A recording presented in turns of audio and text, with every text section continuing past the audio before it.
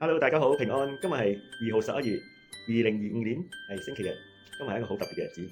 今日咧就係60年前，我就誕生喺呢個世界啦。嗰陣時當然係一個 BB 仔糊裡糊塗嘅，又或者從神嗰度睇，神早已經有計劃俾我嚟到呢個世界。但係嗰時我係一知半解，好感謝主。呢60年嚟有高低，亦有好多嘅挑戰，亦有享受到好多嘅神嘅恩典。係啦，咁除咗今年係我60歲生日咧，升級咗啊，做咗 Senior Citizen 樂齡人士喎。但係好多人講一啲對唔住啊，多謝你哋嘅鼓勵同感謝主，活得好歡喜快樂嘅，有神嘅看顧保守，亦時常都求主使我成為一個好嘅管家。所以無論喺經濟方面、時間、健康各種各樣，都係要成為一個好嘅管家。因為聖經都有提到，我哋要成為一個好嘅管家，同埋時常都求主俾我有聰明嘅智慧。因為個書又講得好清楚，如果你哋認為你冇智慧或者唔夠嘅話，你可以向我哋呢位主耶穌嚟到求，佢係有真有活嘅。只要你不斷嘅誠心嘅求佢，佢必定會俾到嘅。所以好感謝主嗬。以弗所書第1章第4、第5節嗰時都有提到，當呢個世界仲未被創造嘅時候，神其實都已經係揀選咗，係嘅。感謝主。以往細嘅時候會覺得有好多埋怨，因為好多人講緊溫室嗰時長大，當有遇到少少嘅問題、少少嘅波折嘅時候，就頂唔順啦，就開始喺度埋怨啦，就開始喺度説做咩我會生喺呢個世界咧？究竟為乜嘢咧？但係揾得好耐都揾唔到答案喎。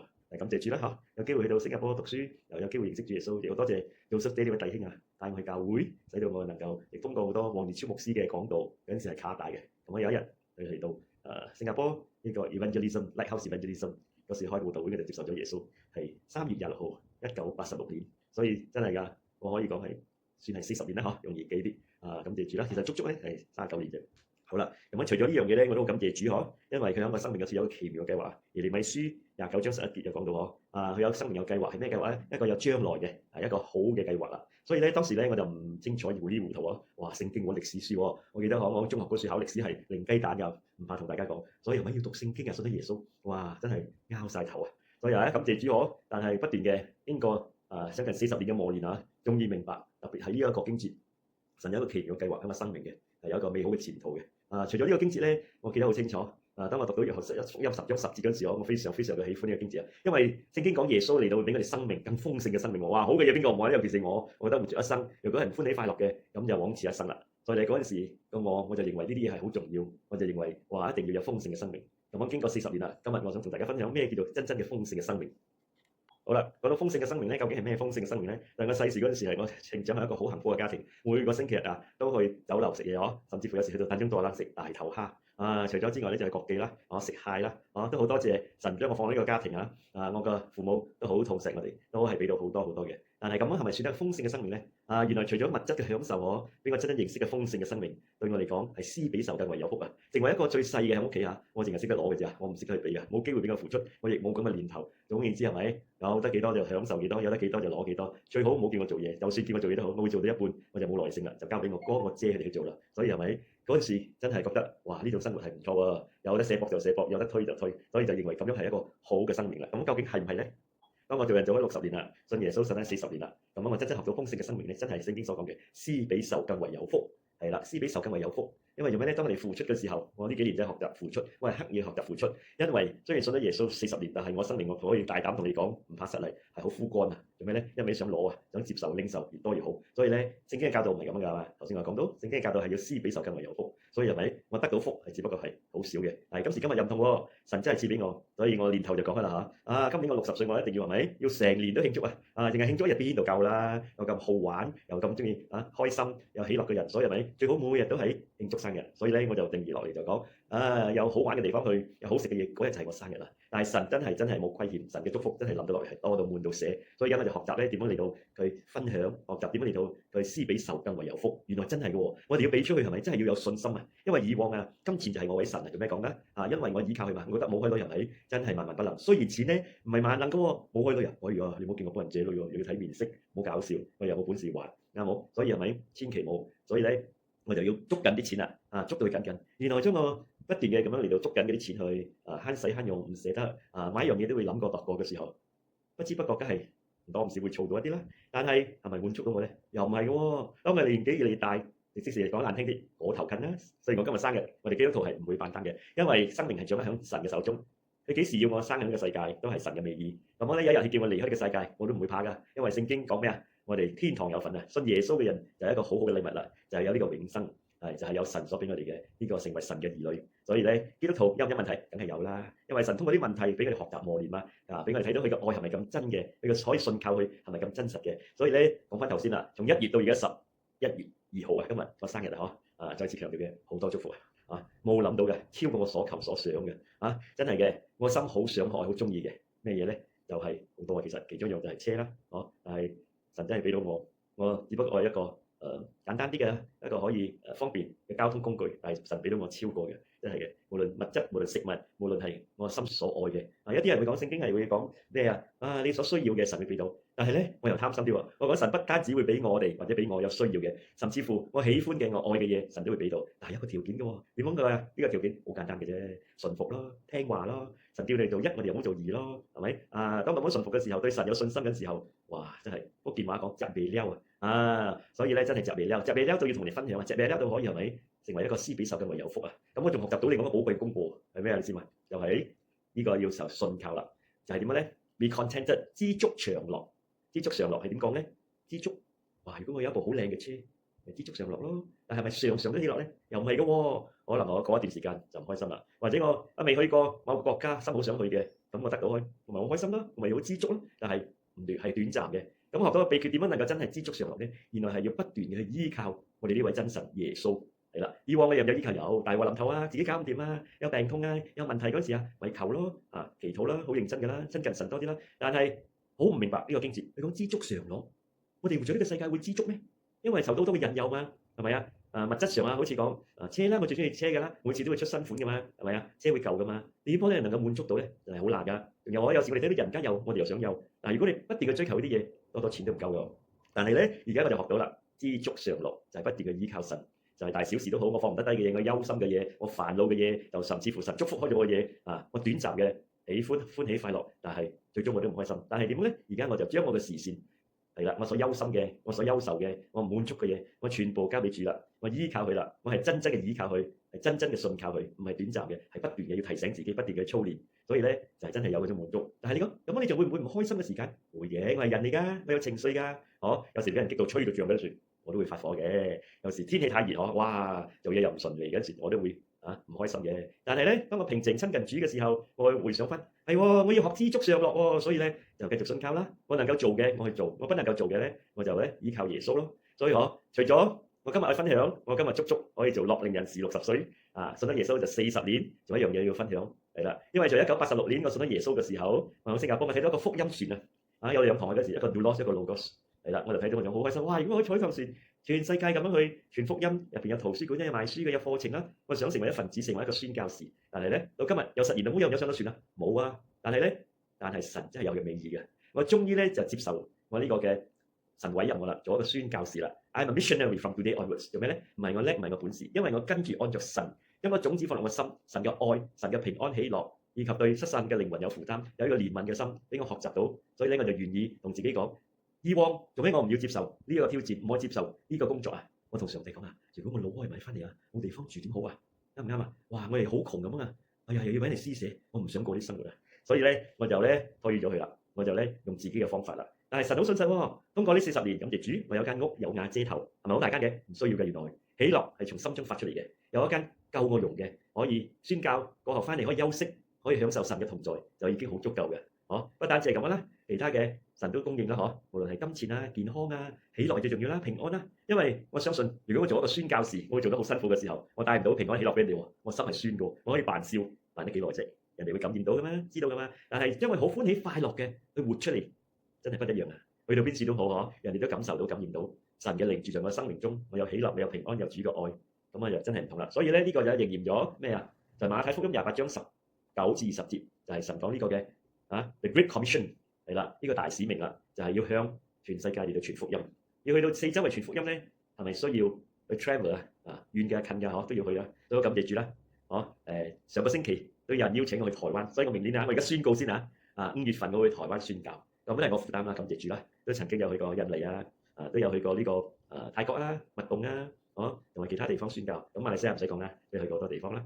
感謝主，明年咧我希望呢個邀請我可以達到啦，5月份我咁樣除咗咧，我都想去下香港係啦，香港感謝主都有啲 connection 有識得人，所以我都希望我可以能夠去香港嚟到宣教，即係好感謝主嘅。就係10幾年前嗬，羅亞宣教隊好勇咁嘅，雖然講未做過我有嚟到文宣discipleship 有幾個家庭啦，跟住咧就一齊同佢哋去宣教啦，就係咩啊？見證詩歌佈道會啊，就去咗10幾場啦，響嘅美羅和風仲有好多地方響呢個霹靂州嘅啦，但係我唔甘心，係啦，亞比斯嘅祈禱我就求我講神啊，你擴展我境界，使到我超過去到邊度除開霹靂州，我可以去到好多地方，所以咧神就應驗佢啦，都目前我哋講到咁多先，仲有下集嘅喎，大家記得收睇下集，神又真係嘅，在 MCO 期間同埋過後又做咗啲咩工作嘅生命咧？你問我而家活得開心冇？開心，為咩？為主而活因為神已經應允咗我一齊祈禱，有屋有車有啲儲蓄，所以咧係好奇妙嘅，我係自由嘅咁樣去嚟到傳福音，神又開路啦，神亦供應啦。好啦，讓你哋睇開我呢個短片都能夠領受到睇到神嘅大愛，亦能夠有呢個嘅祝福。所以仲未信耶穌嘅，或者你都好奇，你都可以聯絡我可以繼續分享多啲呢個神嘅話語同埋佢點樣喺生命做工，同大家分享。有呢個時間，我都願意為大家嚟到做祈禱。真係主耶穌，多謝你俾啲時間，我好歡喜快樂嘅，能夠今日係我嘅生日，可以嘅同大家嚟到分享主你嘅愛。若果我活在呢個世界，無論係60歲、70歲、80歲或者90歲，一切都係屬於呢個掌握嘅當中。但係若果我為咗自己而活，原來係冇意思嘅，因為有一日我會離開呢個世界。我離開世界之前，我會睇睇回頭望，咁究竟為呢個神做咗啲咩？為其他人做咗啲乜嘢？但係今日我好開心。我能夠交着唔係我嘅本事，依靠耶穌我得勝，依靠耶穌我有救恩，我亦能夠成就咗神嘅美意喺我生命嘅當中。但願所聽到所睇到呢一個短片嘅都能夠有領受到祝福，都能夠接受耶穌。耶穌懇求你嚟到賜福，因為你嘅福係超過我哋所求所想嘅，你嘅恩典係足夠我用嘅。主啊，我多謝你，懇求你賜福，懇求你繼續嘅帶領我，使我前面嘅道路都能夠繼續跟隨你，直到你叫我返天家，我就歡喜快樂嘅嚟到天上嗰處同你一齊去享福。係嘅，主多謝你，讚美你呢段時間。係嘅，真係好寶貴，感恩祈禱奉耶穌得勝嘅名求，阿們。好啦，今次咁多先嚇，好快嘅，嚟到下集啦。OK，拜拜。Hello, everybody. Yeah, I'm Noah. Hi. All right, today is 2nd of November, 2025. It's a Sunday, and I'm so happy because I am 60 years old. Yes, 60 years ago I was born, and I'm very happy that my childhood was good. Yeah, my parents took good care of me, and I always find joy, and there's so much fun and so much food, especially when born in people. And as I grew up, I try to find meaning in life. Is life just about having good results from the studies, and later on maybe you enroll yourself in a good university, and also get good grades and look for a good job? Yeah, there's nothing wrong. But I believe in life there's something more. Yeah, so yes, I'm into the senior citizen. Yeah, of course, I'm not used to it, Yes, but anyway, this is a fact. I have to face it. And in the meantime, my spiritual life, I really accepted Jesus 40 years ago. Yeah, throughout this journey of faith in Christ, I have a lot of ups and downs. I faced a lot of challenges and a lot of things in life. Yeah, that is normal. And I believe that being a Christian doesn't mean that you don't have problems. Yeah, God can use the problems to mold me, to change me, to make me to become a better person. Yes, but over here, I really thank God that I know Him, accepted Lord Jesus, and been baptized in Lighthouse Evangelism in Singapore. And I'm really thankful to my classmate Joseph Day, who actually lent me a lot of those cassettes on his messages from Pastor Wong Yi Chiu. Yeah, and I accepted the Lord in one of his evangelistic meetings. And so, over these years, what I actually have learned, I've learned to trust the Lord, to obey. It isn't easy at all. Especially when I accepted the Lord in Singapore, I saw this ship, the Laws and Logos, the gospel ship, and I wanted to become a missionary. But I was so afraid that, like a lot of people say, or I can even see with my own eyes, some missionaries, they are not reached. So I worry that after I've, become missionary, and when I'm old, I don't have a place to stay, I don't have my own house, and I have to sort of borrow or things like that. Which God proved me that I'm wrong. Yeah, I have my own house, and I don't have any debt. In fact, the Lord just blessed me, with a brand new SUV, which I don't expect. And anyway, to me, to celebrate birthday once a year is not enough, right? I'm the person who like to enjoy life, and I'm the person that want to have life and life abundantly, which I found it in the Bible, John 10:10.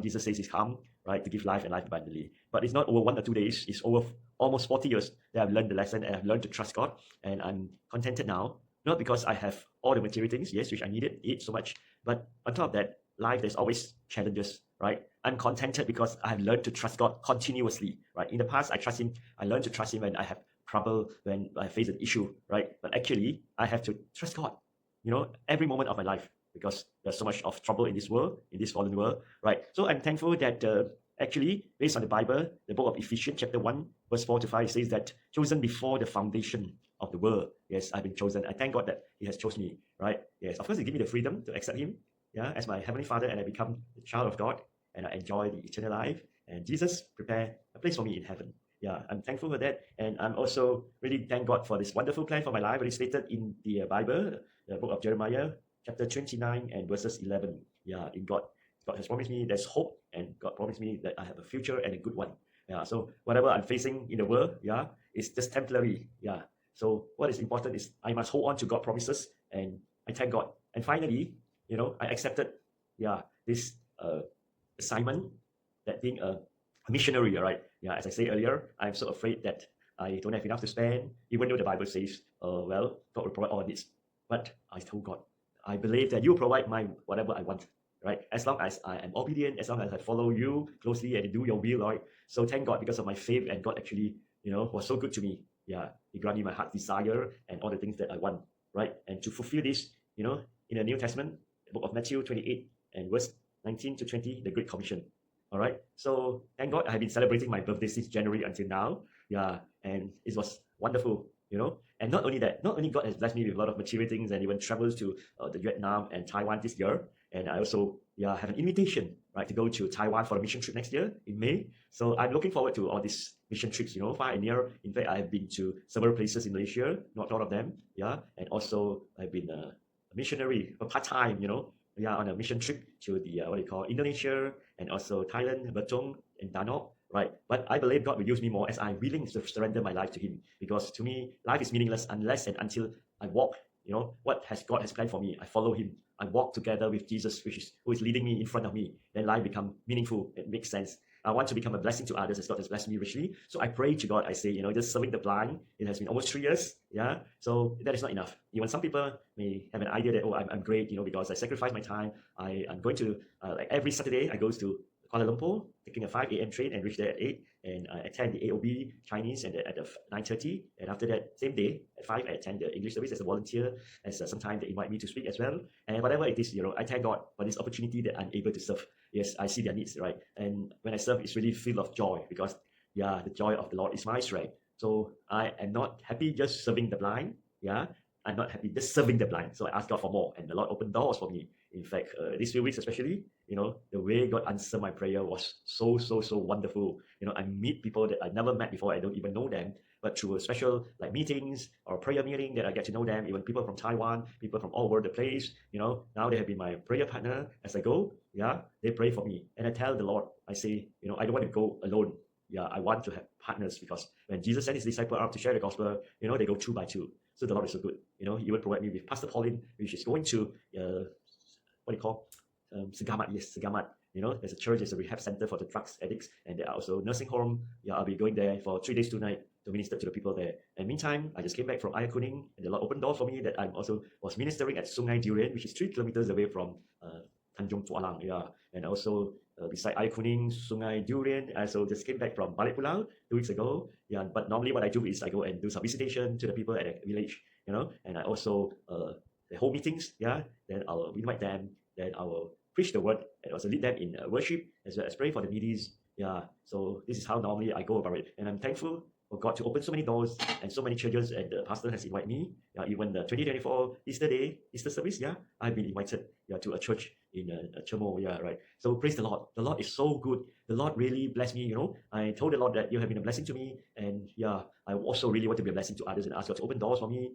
Yeah, and also provide me with mission partners. Not only provide me with a mission partner, He also provide me with a lot of prayer partners to back me up behind. Yeah, so when I go and reach out to the poor and the needy, yes, God also sent His people to pray for me. So that's wonderful. A lot of things that I experience is not human strength or our capability or ability able to achieve, right? It is God. Yeah, so I thank God. I really thank God for using me. Otherwise, my life will be meaningful? No, it will be meaningless. Because if I do the things I want, then I will never be satisfied. So I surrender my life to God. I have a meaningful life. Yeah, so now I fully understood what is the meaning of John 10:10. Jesus give me life and give me life abundantly. Number one, I have received this eternal life. Number two, the life that I'm living here on earth. I live with a purpose, with a vision, with a mission, and every day I have something to fulfill. I either pray for someone, or I connect, or I will just go and visit like the nursing home, even the training center for the blind, and also some others activities. Yeah, not forgetting about being a good steward. I do some exercise 4 to 5 times a week. Yeah, and I also have my me time, and most important, that every day I have my time, a quiet time with the Lord, the devotion, which the Lord has spoken to me through this quiet time, that I spend time worshiping God, praying, and also reading His Word. Yeah, our God is a faithful God. He's wonderful. Yeah, in case you haven't known Jesus or haven't accepted Him yet, don't delay anymore. This is the time. Open your heart and just give it all to Jesus. Yeah, ask Him to cleanse your sins. Yeah, ask Him to forgive you in whatever things you have done that is not right, that you have fallen short of the glory of God. And when you confess your sins, yeah, Jesus is faithful. He will forgive you, and you become a child of God. Yeah. So I would like to pray for you before I end this session, that I want you to receive this blessing as well. You could see there's so much joy in the Lord. Yeah, there's hope, there's joy, there is love, and yeah, it's just so wonderful. Yes. Let me pray, shall I? Yeah. Heavenly Father, Lord, I thank you for this time. I thank you for this time that I'm able to share my testimony, and I'm able to also pray for the needy who need healing, if those who are sick. And for those who do not know you, I pray that, oh Lord, they open their hearts to accept you as their personal Savior and Lord. And most of all, oh Lord, I ask you to continue to use me. And wherever I go, Lord, Holy Spirit, be with me, protect me, provide with all my needs so that I have enough, oh Lord, to be a blessing to others wherever I go. All right, I want to thank you, oh Lord God, and ask you to continue to use me because of Father God. For me to live is Christ, to die is gain. And my life is in your hand. And you are my Lord, you are my God, you are my Savior. I just surrender it to you. And I know, Lord, you'll take good care of me because I walk in the Spirit, in obedience of your words. And Lord, I thank you for this wonderful plan for my life. That I'm able to carry it out, not because of my own strength or how good am I. It's all because of you. Your grace is sufficient for me. Yeah, thank you. In Jesus' name I pray. Amen. Right. So I see you again. Bye. Have a wonderful, wonderful day ahead. May God bless you. Amen.